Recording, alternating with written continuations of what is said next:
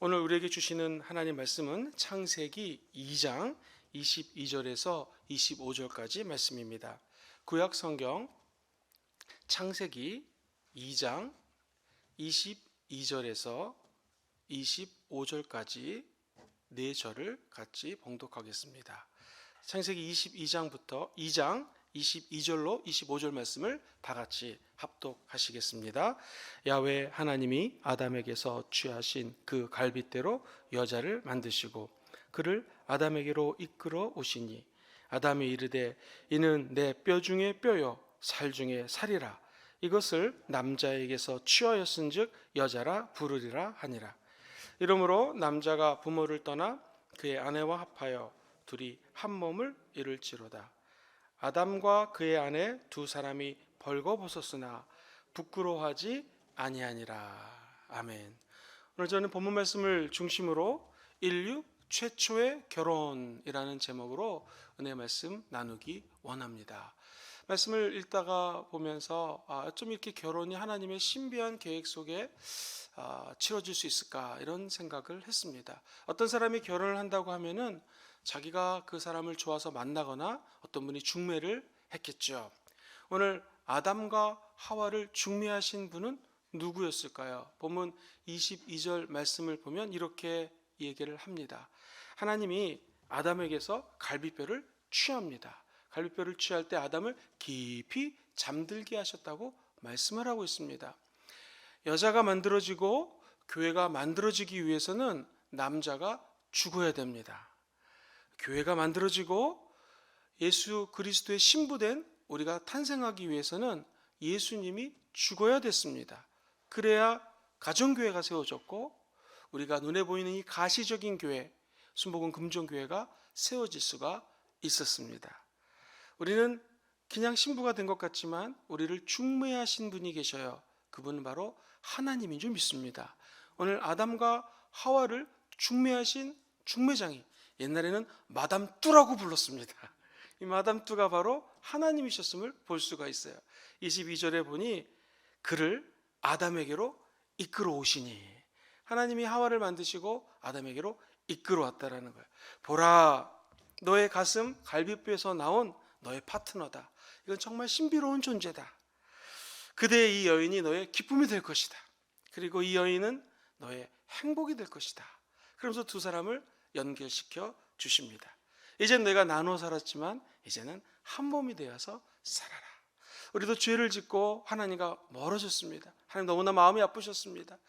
아들을 십자가에 죽이시고 우리들을 하나님께로 이끌어 예수님과 하나 되는 그분이 신랑이 되시고 우리가 신부가 되는 중매장의 역할을 우리 하나님이 감당하셨다는 것입니다. 한 가정의 출발도 이처럼 우연은 없습니다. 성경은 어떤 것도 우연이 없다라는 거예요. 우리 가정에 지금 살아가는 이유, 우리 가정에 겪고 있는 문제들, 어려움들이 있을 줄 압니다. 근데 그것도 하나님 안에서 어찌 보면 계획되었다라는 것이죠. 우리 눈에 보이지 않지만 하나님이 내 손을 이끌고 배우자에게 인도한 것입니다. 우리 가정이 세워졌다라는 것, 하나님의 철저한 간섭 가운데에 가정이 탄생했다라는 것이죠. 가정이 왜 불행한가? 하나님이 빠져버리면 가정이 불행합니다.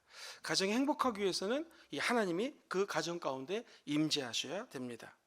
또 하나 중요한 사실은 하나님이 하와를 만들 때에 어린 소녀로 만들어서 또는 응애 아이로 만들어서 키운 다음에 아담에게 결혼시키지 않았다라는 것입니다. 하나님은 하와를 만들 때 완성체로 만들었어요. 완벽한 아름다운 여인으로 만들었습니다.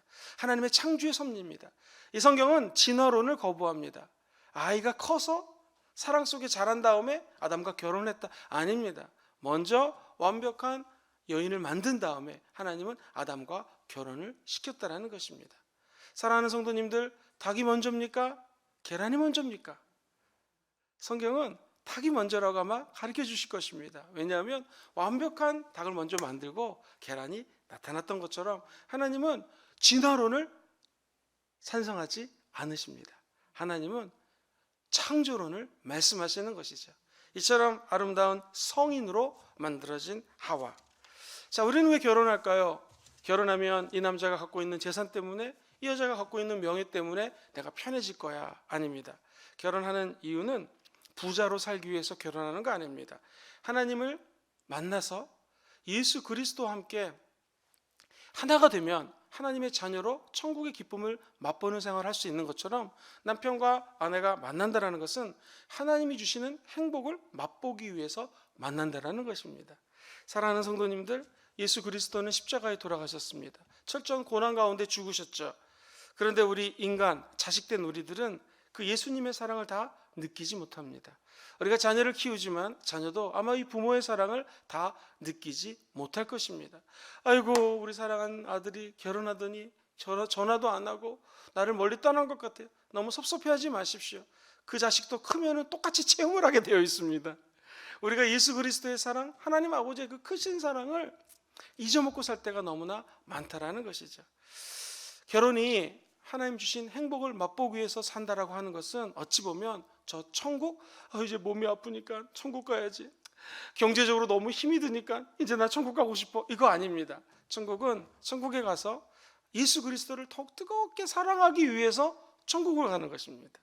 우리가 예수님과 결혼을 해서 영적인 신부로 살아간다고 하는 것은 저 천국의 기쁨, 행복이 예비되어 있음을 알고 있습니다. 가정은 무엇인가? 그 천국을 이 땅에서 연습하는 곳이 가정입니다. 신랑 대신 예수 그리스도가 이 가정에서는 남편 된 예수님을 상징하는 것이죠. 우리는 예수님의 신부지 않습니까? 우리 아내들은 남편을 신랑 대신 예수님처럼 순종하고 복종하면서 사는 연습을 하는 곳이 가정입니다. 진정한 교회는, 진정한 천국이라고 하는 하나님의 나라는 언젠가 이 육신의 몸을 벗어버리고 나의 육신의 신랑, 나의 육신의 아내를 떠나 저 천국에 가서 진정한 행복, 참된 기쁨을 누리며 사는 날이 오게 될 줄 믿습니다.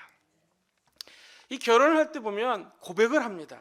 오늘 첫 번째 이 결혼식에 아담이 하와에게 했던 사랑의 고백은 정말 시적입니다.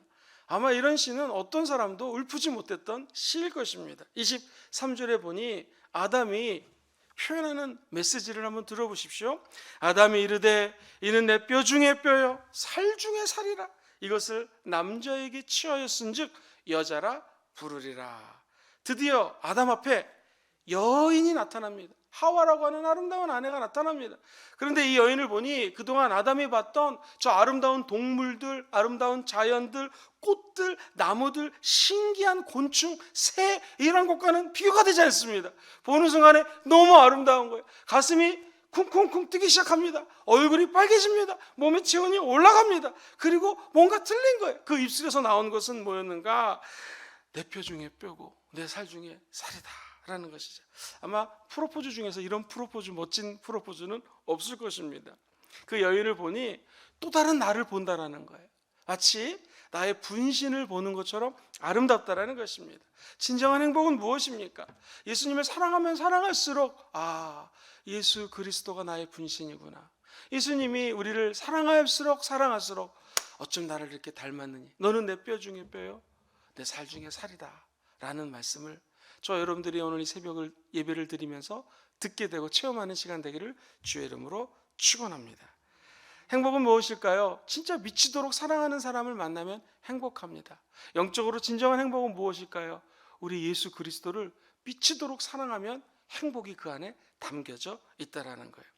내가 정말 미치도록 좋아하는 일을 만나면 그 사람이 행복합니다. 일을 하는데 일하는 것 같지가 않습니다. 신명나게 그 일을 하는 것을 옆에서 보게 됩니다. 하나님을 믿는 것이 지겹다? 교회 나오는 것이 정말로 힘들다? 그것은 내가 진심으로 하나님을, 그의 아들 예수님을 사랑하지 않는다라는 증거가 될 수 있습니다. 하나님을 사랑하면 행복하게 되어 있습니다. 사랑하는 성도님들, 오늘 나와 하나님을 진심으로 사랑하는 새벽 예배가 되기를, 그 가정에서 또 TV 앞에서 그런 예배를 드리게 되기를 주의 이름으로 축원을 드립니다. 우리 하나님의 주례사가 어땠을까요? 결혼하면 주례사가 있지 않습니까? 24절에 보니 하나님께서 이렇게 주례를 하십니다. 이러므로 남자가 부모를 첫 번째 떠나야 된다. 두 번째 그의 아내와 연합이 되어야 된다. 세 번째 둘이 한 몸을 이루어야 된다라고 세 가지 동사를 가지고 주례를 하십니다. 결혼식장을 한번 상상해 봤습니다. 결혼식장에 하나님이 주례를 하십니다. 아담과 하와가 결혼합니다. 하객은 누구였을까요? 아마 아름다운 동물들이 다 모였을 것입니다. 누가 축가를 불렀을까요? 꾀꼬리가 불렀을 것 같습니다. 어디서 피로연을 했을까요? 아마 우리 순복음 금종교회 8층 같이 아름다운 식당에서 자유를 보면서 식사를 했을 것입니다. 마음껏 상상을 해보십시오. 중요한 것은 주례사입니다. 오늘날도 결혼을 할 때 하나님께서 직접 중매를 하셨고 가정을 만드셨고 그리고 주례를 하셨습니다. 그래서 하나님의 축복권이 가정교회에 담겨져 있는 것이죠. 오늘날도 결혼할 때는 반드시 목사님에게 주례를 부탁해야 됩니다. 왜냐하면 목사님도 죄인이고 부족할 수 있지만 우리 목사들은 하나님의 축복의 대리권을 가지고 이 가정교회가 세워졌음을 축복하는 아름다운 날이 결혼식하는 날입니다. 하나님이 이 가정을 축복합니다. 너는 첫 번째로 부모를 떠나라라는 것입니다. 남자가 부모를 떠나야 가정을 이룰 수가 있다라는 것이죠.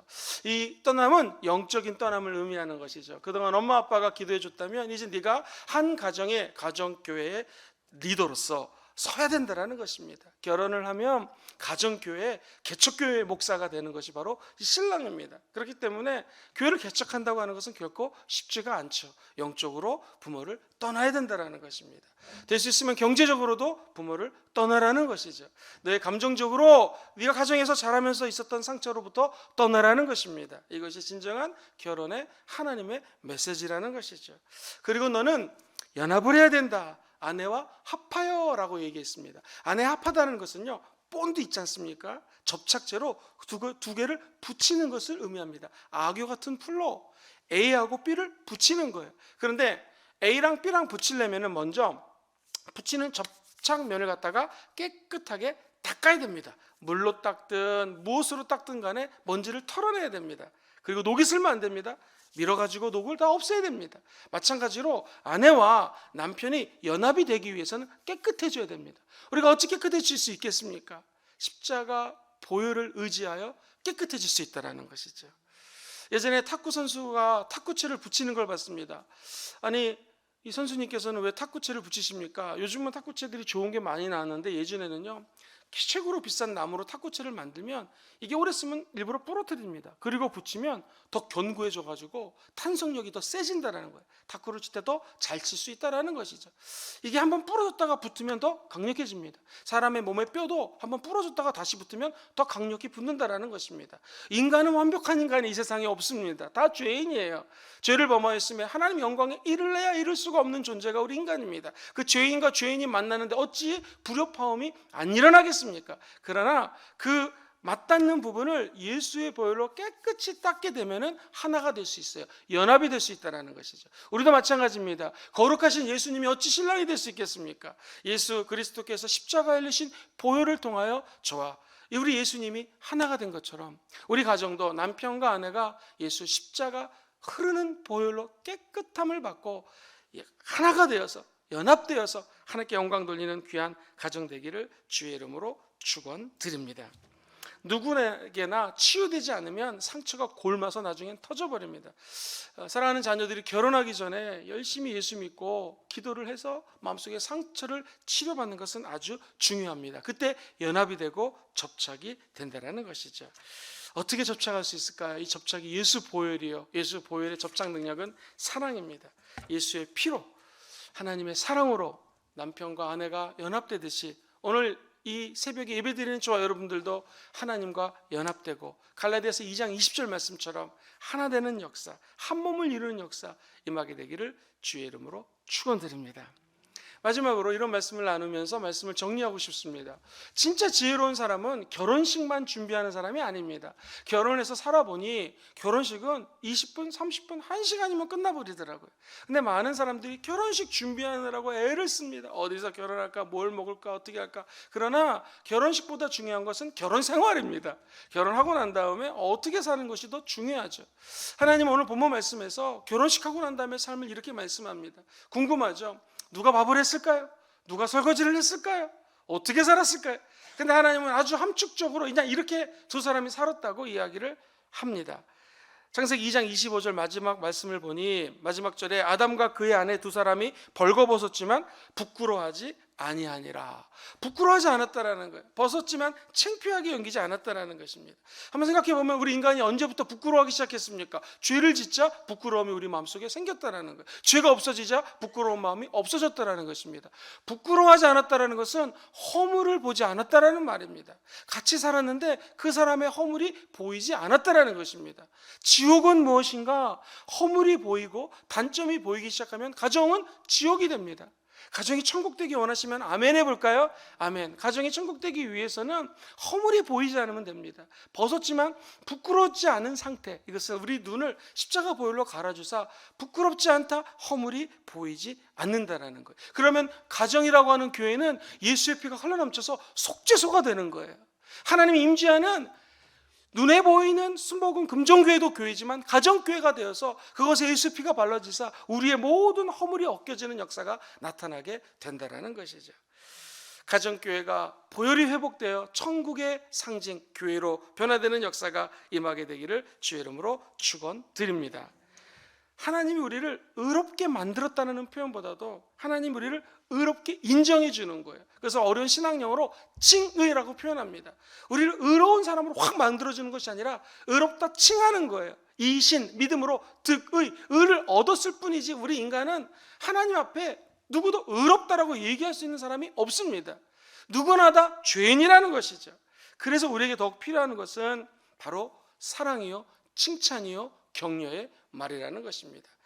허물을 벗어내는 장소, 가정이라는 것 잊지 않게 되기를 주의 이름으로 축원합니다. 예수님 앞에 설 때마다 나의 허물이 온데간데 없어지고 하나님 앞에 사랑과 칭찬과 격려를 받듯이 우리가 가정에서 남편을 볼 때, 아내를 볼 때 허물이 벗겨지고 사랑과 격려와 칭찬이 넘치는 가정이 되었으면 참 좋겠습니다. 가끔 상담을 해보면 남편 되시는 분은 집에 들어가기 싫다라는 거예요. 왜요? 아내가 이래라 저래라 자기를 막 고치려고 그런다라는 거예요. 정말 고쳐지지 않는데, 목사님 우리 부모도 날 못 고쳤는데 어찌 내 아내가 나를 고치겠습니까? 부모도 우리를 못 고쳤습니다. 어찌 아내가 남편을 고칠 수 있을까요? 가끔 여자 집사님들이 와서 상담을 해보면 남편이 자기를 너무너무나 핍박을 하고 고치려고 그러는 거예요. 안 고쳐집니다. 언제 고쳐질까요? 사랑을 하고 격려를 하고 칭찬을 하면 그때 남편과 아내가 스스로 변화된다는 것이죠. 자녀를 키울 때 보면 자녀들이 집에 들어가기 싫다라는 거예요. 나쁜 행동을 할 때가 있어요. 그게 왜 그러니 그러면 집에 가면 아빠가 엄마가 자기를 뜯어 고치려고 그런다는 거예요. 단점만 얘기한다는 거예요. 사실 보면 엄마 아빠도 그렇게 살지 못하면서 맨날 그렇게 살라라고 얘기를 한다는 거예요. 가만히 보면 엄마 아빠도 공부 잘 못했을 것 같은데 나보고 공부 못한다 그런다는 거예요. 아이들이 공부하라고 한다고 해서 공부하는 아이들이 몇 명이 있을까요? 사랑하고 견면하고 그 아이들을 품어주면 가정에 하나님의 사랑이 넘치는 교회로 변화되게 될 줄 믿습니다. 말씀을 준비하다 보니 이 가정에서 남편과 아내가 여보라고 부르잖아요. 이 여보라고 하는 단어가 참 재밌더라고요. 여자가 같을 여자를 쓰고요, 보자가 보배로울 보자를 씁니다. 즉 당신은 보배 같은 존재입니다 라고 부르는 것이 여보예요. 집에서 여보라고 부를 때마다 당신은 나의 보배입니다 라고 부르는 것이 되는 것이죠. 당신이라고 하는 것은 마땅할 당자에다가 신, 몸신자를 씁니다. 당신은 마땅히 내 몸과 같은 존재입니다 라고 하는 것이 당신이에요. 성경적이지 않습니까? 내 몸에서 갈비뼈를 취하여 이는 내 뼈 중에 뼈요 살 중에 살이라고 고백했던 아담처럼 당신이라고 고백할 때마다 어쩜 마땅히 당신은 내 몸과 같은 존재입니다 라고 두 사람이 연합되는 가정, 바로 확대하면 우리 교회가 예수 그리스도 때문에 하나 되고, 우리는 너무나 부족하지만 하나님이 저와 여러분들을 보배 같은 존재로 여기시며 어쩜 나랑 이렇게 똑같구나, 내가 이제 죽었으니 네 안에 내가 산다 라는 아름다운 교회 공동체, 연합 공동체를 이루는 한 날이 되기를 주의 이름으로 축원드립니다.